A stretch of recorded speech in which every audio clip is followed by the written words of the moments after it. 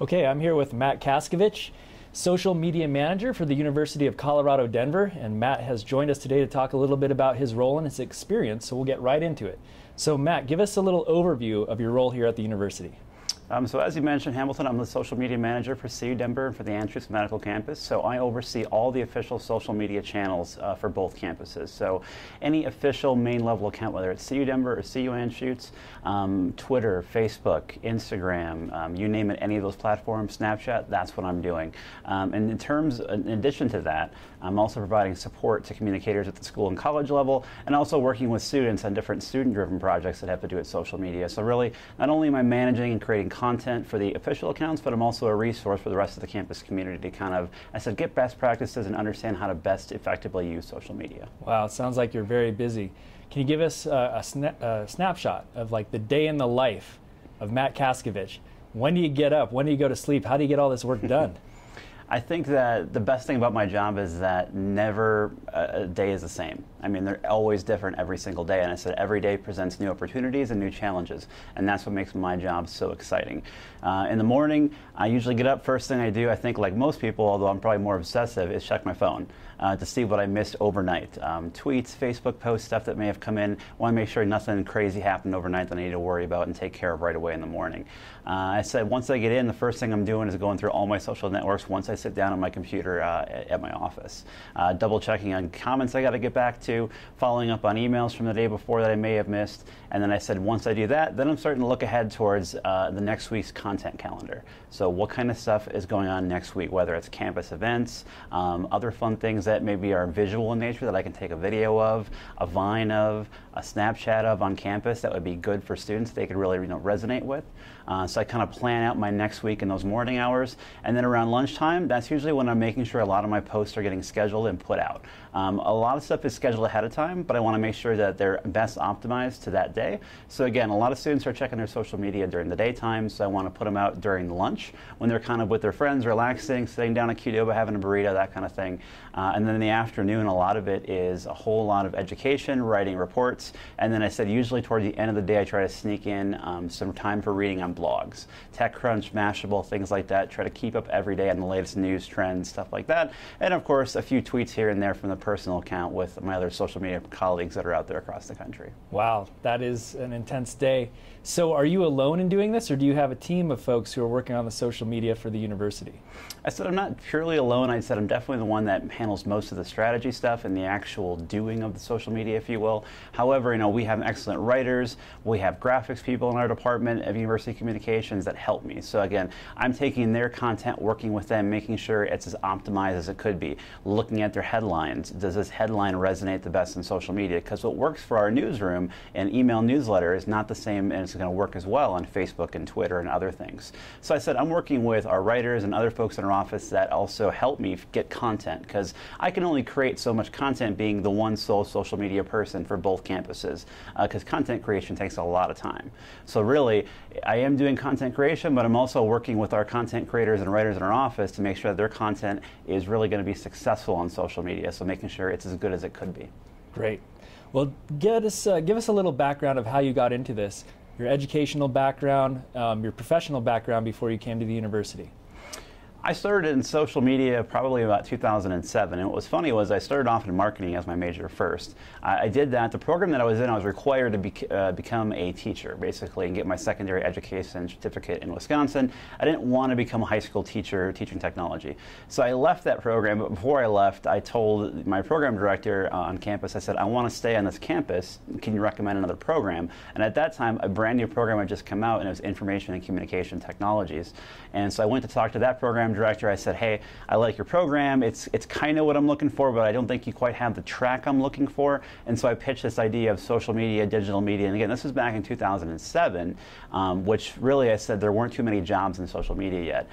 They were kind of hesitant to let me do this. I wanted to build my own program from scratch. So I basically took a lot of different pieces from psychology, sociology, digital media, business. I kind of blended about 5 different degrees and made it into one track inside of ICT.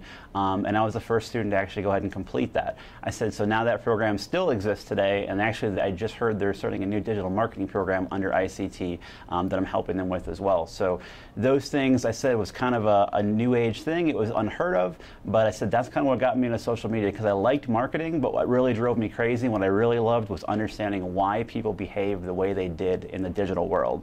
And that's really what I do on a daily basis. It's not about the Facebook tools and the cool software. Well, I do, and it's important, and I use that stuff. It's all about the psychology of why people do what they do when they're sitting at a keyboard or behind a screen. Wow. So did you have some other professional roles before coming to the university, or did you come straight out of your program to do the social media management for us? Yeah, I said it all started when I was actually still an undergraduate. We started in a new student organization called Stout Media at my alma mater, and our goal was to take on the newspaper at the time. We did that. What ended up happening was we kind of drove a lot of traffic away from the newspaper.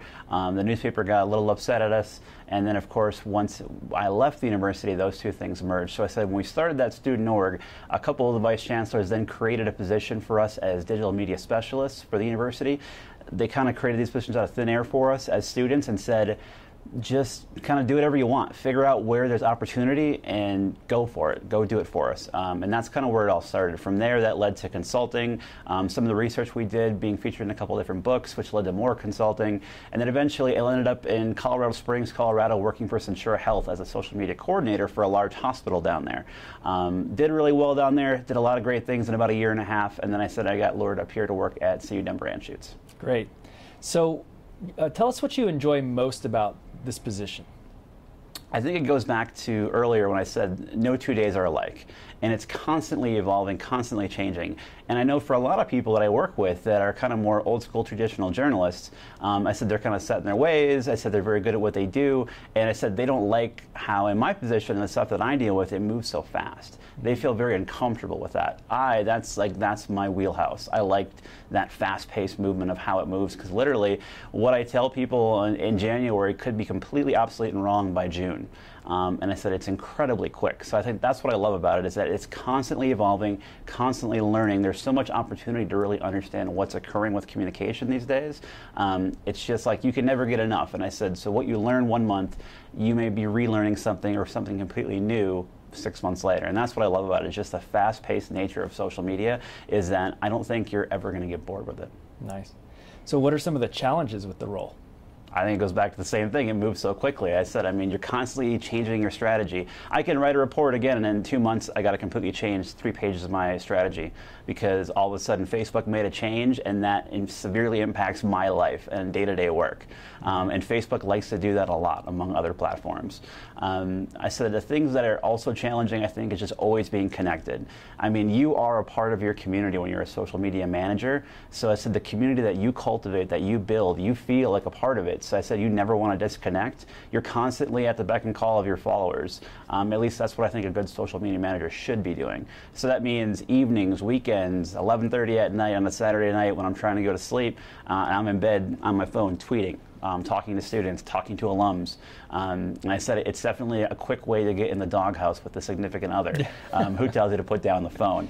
So that can be a challenge, because there are times where it becomes overwhelming and you just have to unplug. You have to force yourself to say, somebody take over for a few days, I'm going on vacation and I'm not bringing my phone, because you need that time to recharge. Yeah. So the 24/7 conditions around social media really create some challenges. I'm wondering, with recent high-profile examples of people's or organizations' social media accounts being taken over by hackers, is there anything like that or any other kinds of scenarios that keep you up at night that you worry about with our university's social media platforms? There are, and I think the thing that keeps me up the most at night is a lot of this switch toward more anonymized communication. Things like Yik Yak and things that teens thought Snapchat was going to be, where they actually did disappear, which of course we know they actually don't disappear. And there are ways to save that. So I think things like Yik Yak, things like confession pages that we have here as well as throughout the country at universities and high schools, those are the things that keep me up at night, because we've had multiple instances of students posting things things that I said are very serious. I said sometimes relate to illegal activity, whether they're true or not. Everything has to be followed up on. So again, if a student said, I was going to take my own life, and it's in this kind of anonymized space of communication, and it's going to take us a while to be able to get the records and figure out who that is. And I said if I wasn't able to then pass it on to the right people, I said to intervene if it was serious. Those are the things that keep me up at night, to where it's in front of me, but because of the nature of the communication, I can't help in time. So I said really the more anonymized things that we're seeing with a lot of apps and mobile social media are the things that really keep me awake. Wow, sounds like a very challenging environment. What are some of the bedrock skills that you think that graduates from a communication program these days, whether it's ours or anybody else's, what are some of those concrete skills you think students need to have? I think today the ideal or preferred communicator is someone that has a real blend of skills. Like you have to have an analytical ability, I think. You have to be able to look at big data. I mean, so much of our world now is digitized, and we have so much of this data, and we can glean insights from that if we know how to properly slice it and understand what it's telling us.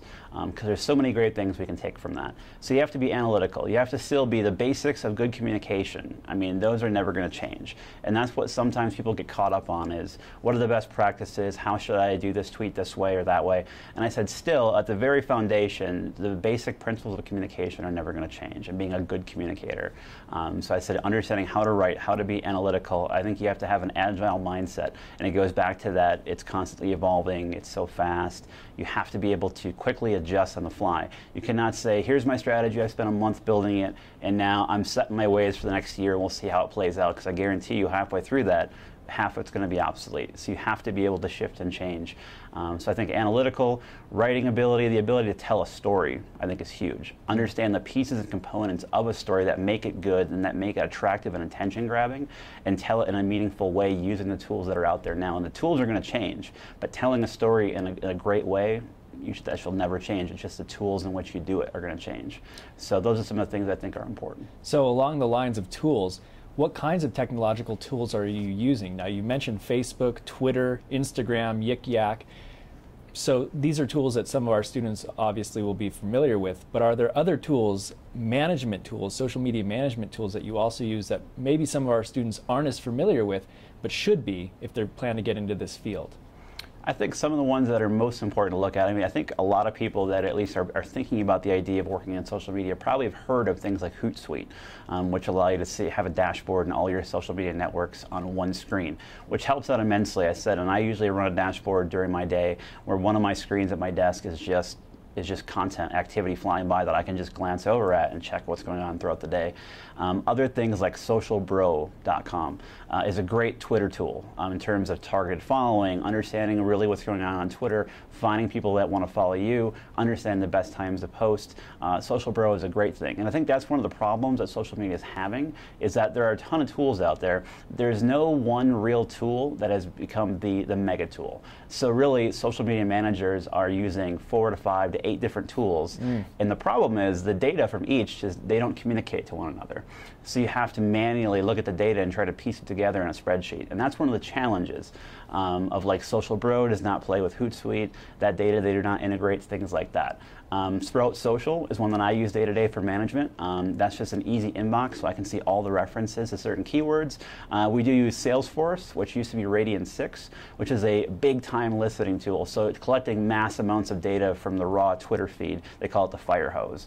We use that for doing a lot of very intricate monitoring on big PR issues, or other things like simple apps on your phone. One of them being like as simple as Vine, Snapchat, things like that. These things don't have tools yet, so you have to use the app manually on your phone. So there is no management tool for Snapchat. It literally is having to be there, take the picture, do it in real time. It's a very manual process. Other tools they might want to be interested in looking at would be things like, I would say, take a look at all the Salesforce offerings, but again, they're pretty expensive. In addition to that, something like, trying to think of a good management tool other than Sprout Social, but I think Sprout Social is probably the best one that I would say is also reasonably priced to take a look at. Okay. So you had mentioned some communication tools or apps that really rely on anonymous communication, but what do you see are some of the trends or tools coming along the horizon that you're paying attention to for the future? I think what we're seeing is over the past few years, we've really seen communication become this, early days of social media, mass communication. Let's amass as many followers as we can and use it more as a broadcast platform for a lot of brands and companies.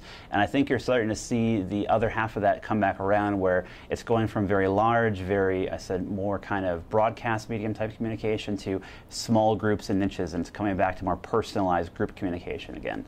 So a lot of the apps that I'm seeing, it's not, let's build a network and let's build you tons of followers. It's built around very specific niches and targets inside of communication. So when I want to see news, I don't want to follow a news site that has a whole smattering of different types of things. I want to just follow this very specific kind of analytics and social media news dashboard, and I want to just follow Central Wisconsin, where I'm from, news, right? And I can combine those two things and get a very narrow cross-section of what I want to see in my news feed, and that's what's valuable to me. Again, it's not a large consortium of data and information, but I said that to me, a lot of it's noise. So I'm seeing a lot of cut down on noise, trying to get through that. I think a lot of younger people will tell you that, and that's why they go away from Facebook, because they're sick of the noise and the ads and all the stuff going on, and they just want valuable personal communication that they care about. So I think, again, you're seeing from the old school way of tons of followers, huge, massive audiences, and you're starting to see the inverse of that, and they're going back to small, targeted communication in groups. Interesting. What should our students be reading to follow these emerging trends? You had mentioned TechCrunch, Mashable. What are some of the other resources that you use to keep up to date on this industry? Yeah, TechCrunch and Mashable are both great, although Mashable's gotten a little bit away from social media news. Things like Social Times, Social Media Today, Jen's Trends. There's lots of great ones out there, and I said Gary Vaynerchuk is a guy who I read a lot about. I think he provides a lot of great insight from an entrepreneurial business perspective, and he also runs his own social media company, VaynerMedia. He has a ton of great books, ton of great blogs. He puts out content all the time. He's a great person to follow to really kind of understand where things are going in the next 3 to 5 years. But those are some of the ones that I read on a daily basis, in addition to things like the app called Keefe. Keefe is the ability, again, to pick news from a very specific set of topics. And I use that, and again, I'm not picking a particular site, but Keefe is learning my interest based on what I click on and delivering me content through their network that they think I'm going to like. And I get a lot of good insight from that. Great. So what advice would you give our graduates, or soon-to-be graduates, about social media management and entering this field? I think the best thing is that I said you have to really love technology and social media and want to understand the digital space. It's something that it moves so quickly, and I said it's so hard to keep up with. You have to be the one to invest the time to really love it so much that you're just engrossed in it, where you are the one experimenting on your own time. And I said getting in trouble with your significant other on off hours because you want to read about it, you're reading a blog or writing a blog or whatever it is. All these things, and you have to be willing to go out there and test different theories, because again, a lot of theories are still coming of age. I mean, the theories are being developed right now. I said we've had some from the mid-2000s and some that carry over that still apply, but a lot of them are still being created right now. So it's kind of that Wild West time of we need people that are going to be out there and experiment and innovate and be out there and testing different strategies, seeing what works, writing about it, collaborating with others. So I said, I mean, it's a space that you really, I think, have to love, and really love being connected in the social media world to really be successful and love what you do. But I said if you're a person that really gets into those kind of things, I mean, like I said, I mean, there's not a day that goes by where in any of the stuff, whether it's private consulting, working for the university, all the ventures I've done in my short career so far, I don't feel like I'm working at all. I mean, to me, it's just play. It's just fun, and I'm just keep looking for more information and digging for the greater truth of what social media is really doing to us as a society. So again, if you like that sort of thing, you'll never work a day in your life. Well, I think some of our students who are watching this are probably really excited about what you have to say. You can really sense your enthusiasm, and we're really grateful that you'll be teaching a class for us in the fall on social media in our department. So we want to thank you for that. Is there anything else you would like to add before we wrap up this interview? Well, I said I appreciate you sitting down with me, letting me talk a little bit about what I do on a daily basis, because I said it's probably one of the most misunderstood things about what a social media manager actually does, and this is only a tidbit, but I said it's probably the #1 thing I get asked every single holiday when I go home is, what do you do again? And the common answer is, I get paid to sit on Facebook all day, and that usually appeases most of my grandparents and aunts and uncles, and they go, okay. But I said it's a very misunderstood position, but I said it's a lot that goes into it. But again, if you can learn those skills, if you love those skills, I said you'll love your job. All right. Well, thank you very much for your time. Thank you.